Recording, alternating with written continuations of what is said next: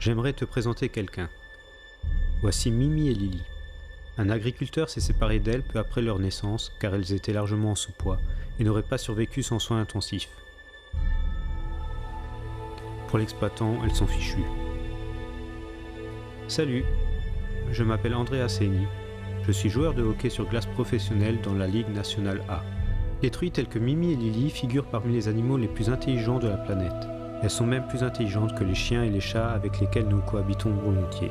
Les cochons reconnaissent en effet leur reflet dans le miroir, comme les dauphins et les éléphants.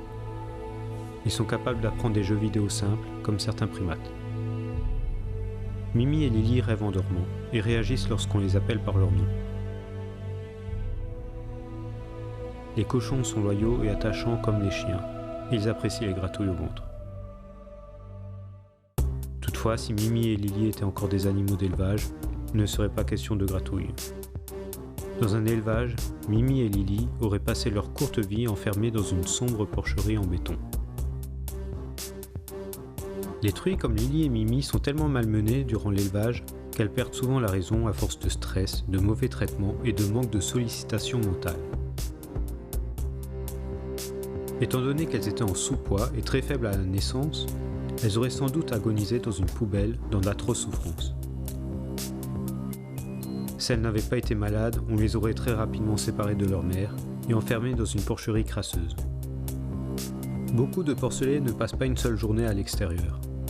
Ils ne sentent jamais le soleil sur leur peau, ni l'herbe sous leurs pieds. Et tout ceci est tout à fait légal. En réalité, les cochons peuvent vivre jusqu'à l'âge de 15 ans. Mais dès l'âge de 6 mois, on les charge dans un camion qui les transporte à l'abattoir où on les étourdit électriquement et les saigne en les éventrant.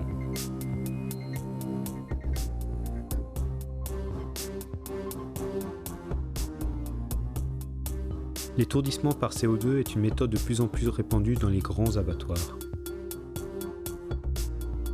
Les cochons sont regroupés par petits groupes dans des nacelles, puis on les fait descendre dans un puits vers une nappe de CO2 où ils demeurent au moins 2 minutes jusqu'à ce qu'ils perdent connaissance. Les animaux ressentent l'angoisse de la mort à l'état pur. Ils suffoquent, poussent des cris épouvantables, perdent carrément la raison, font des bonds et retombent sur le dos. C'est absolument insoutenable. C'est ce que j'ai vu de pire dans les abattoirs, déclare un vétérinaire qui souhaite conserver l'anonymat.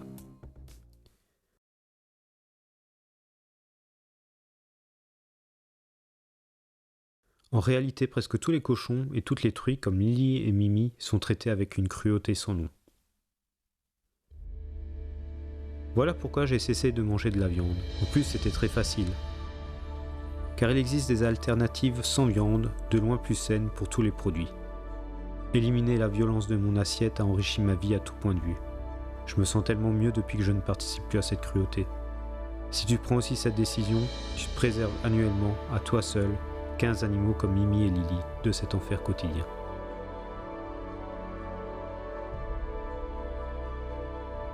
Et tu ne serais pas le seul. De plus en plus de personnes en Suisse choisissent de ne plus consommer de viande ou d'en réduire leur consommation.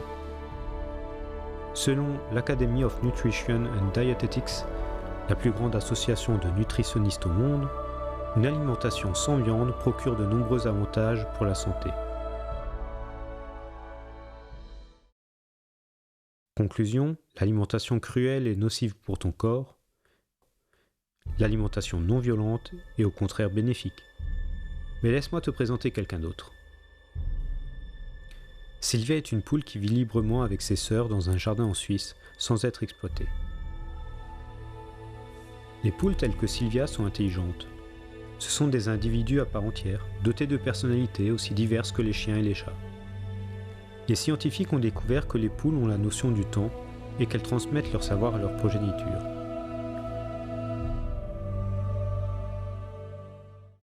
Malheureusement, les poules subissent des violences que l'on qualifierait de cruauté s'il s'agissait de chiens ou de chats. Cette violence est légale tant qu'il s'agit de Sylvia et d'autres animaux d'élevage. Dans les élevages de poules pondeuses, des spécialistes séparent rapidement les poussins mâles des poussins femelles. Les poussins mâles sont inutiles pour l'industrie car ils ne peuvent pas pondre.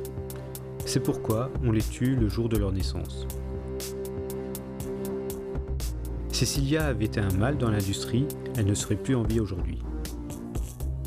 Son petit corps aurait été gazé ou broyé vif dans un broyeur géant, puis réduit en bouillie. Ces pratiques sont courantes dans l'industrie agroalimentaire.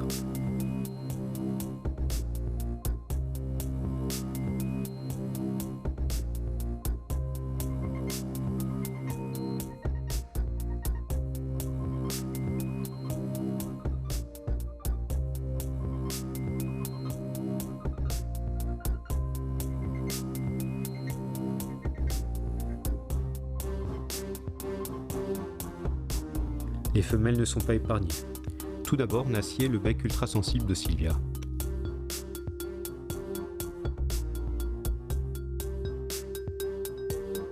Ce processus est autorisé sans anesthésie, bien que le bec des poules soit un organe particulièrement sensible.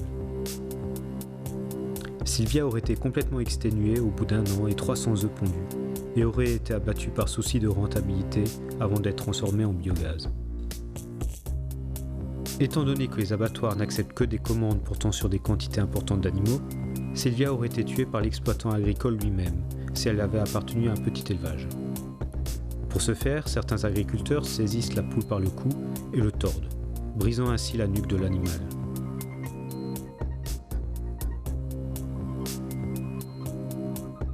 Les poules et les dindes destinées à la production de viande sont sélectionnées génétiquement pour engraisser plus rapidement, à un point tel qu'elles font souvent des crises cardiaques, présentent des paralysies des pattes et souffrent de douleurs chroniques.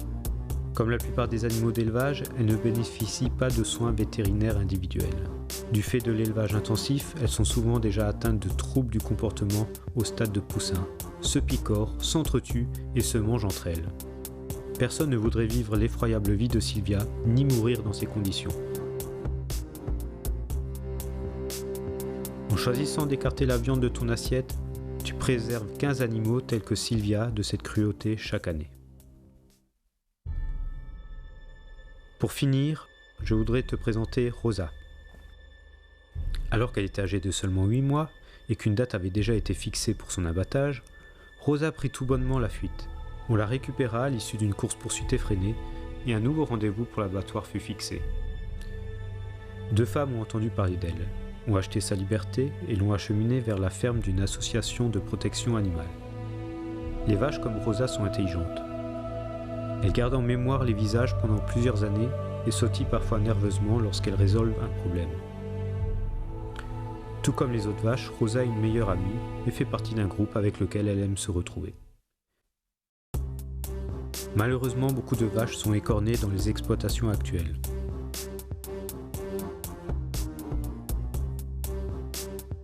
On aperçoit parfois des vaches dans des pâturages, mais les femelles telles que Rosa, y compris celles des élevages biologiques, passent le plus clair de leur vie debout, sur des sols sales en béton. Les taureaux à l'engraissement, des jeunes mâles pleins d'énergie, sont communément gardés dans des espaces clôturés sur des sols en béton. Il s'agit de l'élevage en plein air. Toutes les images présentées correspondent au traitement habituel actuellement réservé aux animaux dans les exploitations en Suisse. Cochons, vaches et poules ne sont pas les seuls animaux tués inutilement dans d'abominables souffrances, juste pour satisfaire notre palais. Des études scientifiques ont clairement démontré que les poissons ressentent la douleur comme les autres animaux. Ils n'ont simplement pas de corde vocale pour crier.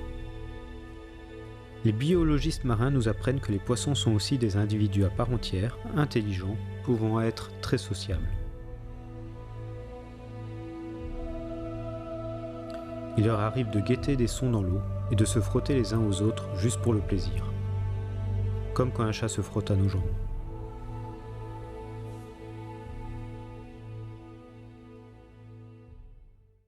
Les poissons subissent toutefois des cruautés inouïes. Lorsqu'ils sont hissés hors de l'eau, il n'est pas rare que leur vessie natatoire éclate ou que leurs yeux sortent de leur orbite. Beaucoup de poissons sont vidés alors qu'ils sont encore conscients. On retrouve aussi des dauphins, des tortues et d'autres animaux marins dans les gigantesques chaluts utilisés pour la pêche aux poissons sauvages. Beaucoup de poissons sont issus de fermes piscicoles de nos jours. Ils y sont regroupés dans des bassins pleins à craquer, emplis de matière fécale, si serrés les uns aux autres qu'il leur est quasiment impossible de bouger. Même lorsque les conditions d'élevage sont moins désastreuses, Les poissons sont souvent nourris avec des farines de poissons fabriquées à partir des animaux pêchés comme nous venons de voir. Plus de 90% des poissons consommés en Suisse sont importés. Même les poissons élevés en Suisse sont insuffisamment protégés par la loi fédérale sur la protection des animaux, pourtant couverts de louanges. Tu te rappelles certainement de Mimi et Lily ? Elles sont tout aussi intelligentes, sociables et capables de ressentir la douleur que les chiens et les chats. Tu n'infligerais rien de ce que tu as vu dans ce film à Mimi, Lily, Sylvia ou Rosa, ni à aucun autre animal. Et je suis convaincu que tu ne voudrais payer personne pour les blesser à ta place. Chacune et chacun d'entre nous peut décider de ne plus mettre Mimi et Lily ni d'autres animaux dans son assiette et de les remplacer par une nourriture goûteuse, sans animaux, telle que nous la connaissons et l'apprécions. Cette décision te permettra de préserver à toi seul chaque année 15 individus tels que Mimi et Lily d'un enfer quotidien. Et c'est plus facile que jamais. Coop, Migros, les boutiques en ligne et les magasins diététiques proposent des aliments sans viande, ainsi que beaucoup de restaurants. Les restaurants de cuisine du monde tels que les Chinois, les Mexicains, les Italiens ou les Thaïs proposent de délicieuses options sans viande. Et je suis là pour t'aider. Conseils de shopping, recettes et autres informations utiles facilitant la transition sont à portée de clic. Je te remercie au nom de Mimi, Lily, Rosa, Sylvia et tous les autres animaux préservés.